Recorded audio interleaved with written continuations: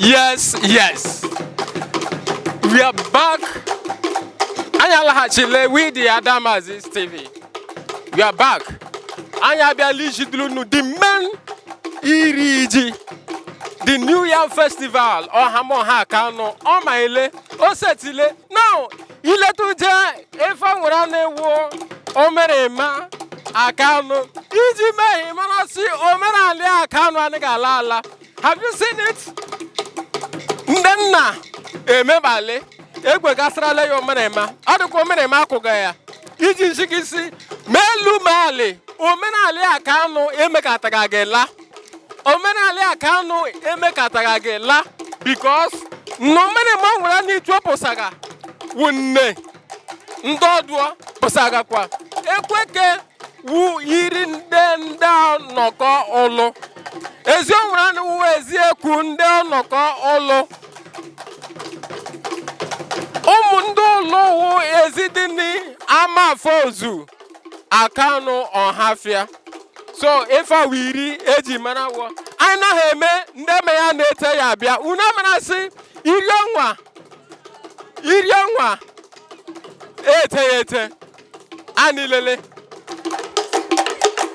unu loje kwa hanya unu lo anyu na fuju anyi anya azi unu tadini omerali Akanu unu afuba ya ne irionwa na wiri omerema ndị chini ndị mma ụmụ agbọghọ eji eme onwe obi ụtọ nọta n'ike Adamazi TV amụka wee ozi onye ọmụnụ the gentle praise ndukwe.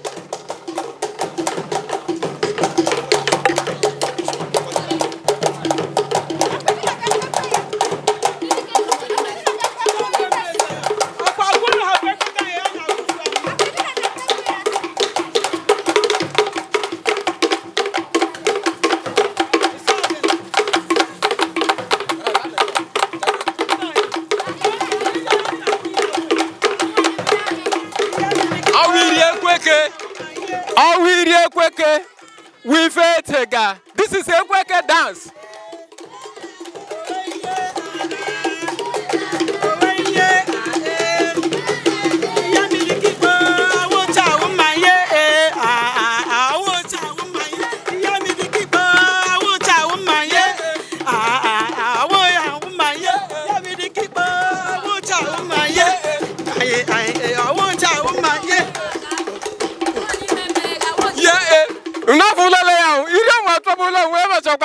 Akanu.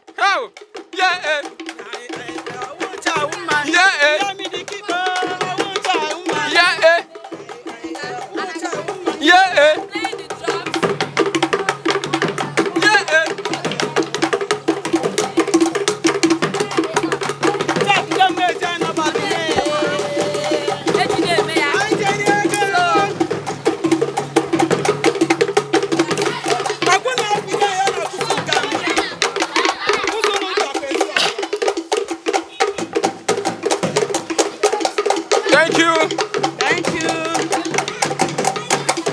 Can I hold this? I want to snap. Can I hold this?